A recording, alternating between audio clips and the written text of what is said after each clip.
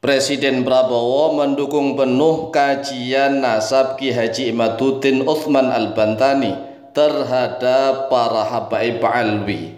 Ini kita patut bersyukur. Alhamdulillahirabbil alamin. Alhamdulillahilladzi bi ni'matihi tatimmus shalihat.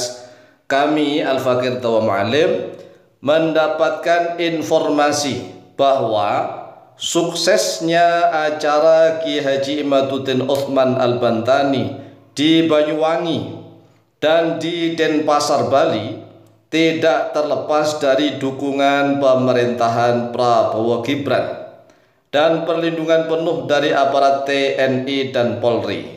Kita yang pertama harus bersyukur kepada Allah. Alhamdulillahirabbil alamin. Wasyukurillahi ala ni'amillah. Alhamdulillahi bi ni'matihi tatimmus shalihat.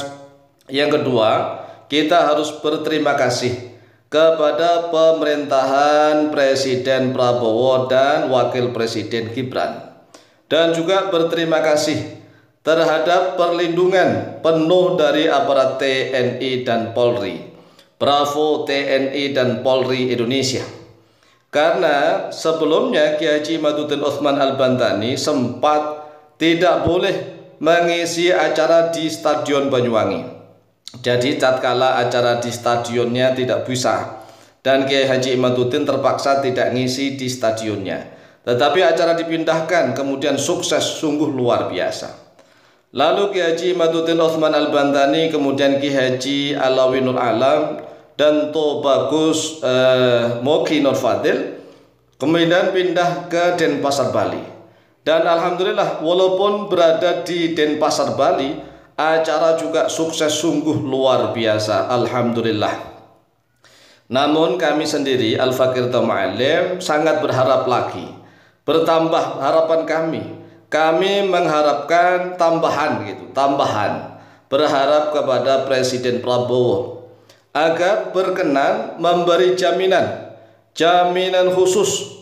Ini jaminan keamanan ya selama-lamanya kepada Kiai Imad dan kawan-kawan pendukungnya dari segala macam bentuk ancaman, teror dan intimidasi dari pihak manapun di dalam mengungkap masalah para habaib alwi di Indonesia.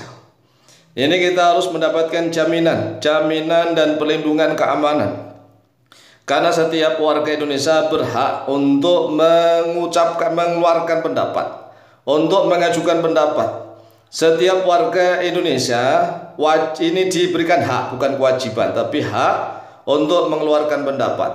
Oleh sebab itulah kita mohon jaminan khusus, jaminan keamanan kepada Presiden Prabowo, jaminan selamanya selama beliau menjabat sebagai Presiden Republik Indonesia, agar Kiai Imad dan teman-teman kawan-kawannya ini diberi jaminan dan perlindungan dari segala macam bentuk ancaman, teror dan intimidasi dari pihak manapun.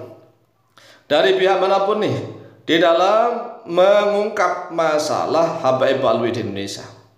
Mengapa? Karena kita lihat sajalah Kiai Imad dan teman-teman tatkala berceramah menyampaikan kebenaran ini tanpa menghujat, tanpa menghina, tanpa memprovokatori siapapun, tidak. Jadi kalau seandainya ada yang mengatakan bahwa Kiai Imad itu provokator, pengadu domba, pemecah belah, lihat saja ceramah-ceramahnya. Bagi orang yang hatinya bersih akan tahu. Tetapi kalau bagi orang yang hatinya sudah gelap selama ini, sudah cinta buta kepada para habaib alwi, akan menggunakan berbagai macam cara agar Kiai Haji Imaduddin Utsman Al-Bantani dituduh sebagai provokator, sebagai pemecah belah bangsa, sebagai pengadu domba.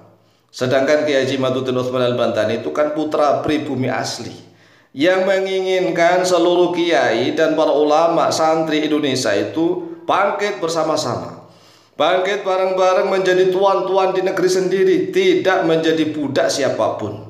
Nah, coba kita lihatlah. Kan bangsa pribumi ini banyak sekali yang mencium tangan, bahkan mencium kaki dari para habaib. Coba sekarang kita berusaha untuk berpikir waras. Kita berpikir waras, kita balik.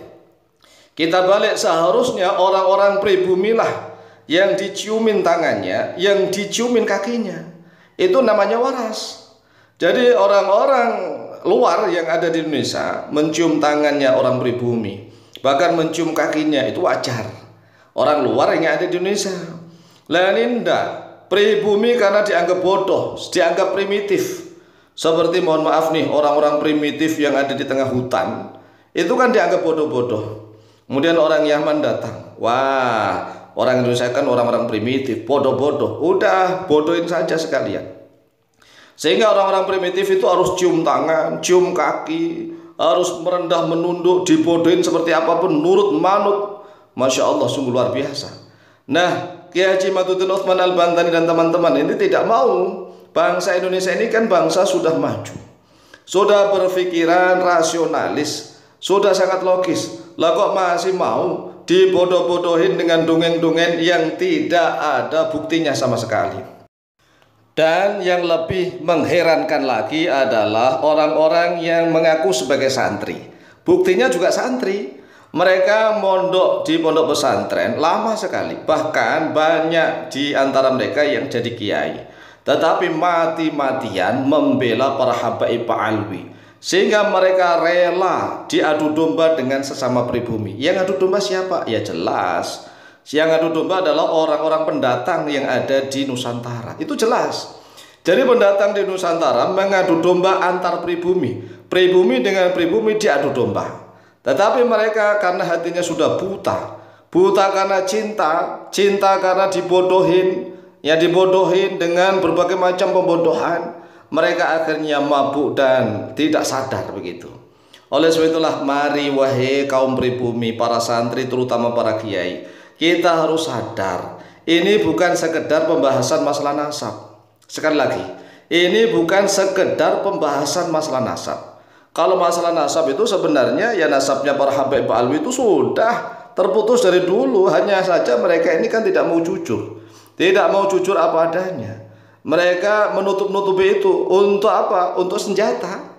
Senjata untuk menundukkan orang Islam Indonesia. Kalau mereka tidak punya senjata untuk menundukkan orang Islam Indonesia, lalu bagaimana? Jadi mereka sengaja membuat itu untuk menjadikan senjata, sehingga banyak sekali orang NU yang tunduk kepada mereka. Nah, setelah ada kajian Kiai Haji Imaduddin Utsman Al-Bantani, itu kajian Kiai Haji Imad itu sebenarnya tidak membatalkan. Lawang mereka sebenarnya sudah batal sendiri. Oleh sebab itulah, ini bukan sekedar masalah nasab, tetapi ini masalah bangsa dan negara Indonesia. Kalau semua Muslim pribumi ini bersatu, maka akan menjadi tuan-tuan di negeri sendiri, tidak akan menjadi budak dari bangsa manapun. Demikian, semoga manfaat dan barokah. Lebih kurangnya mohon maaf. Wallahu ta'ala a'lamu bishawab.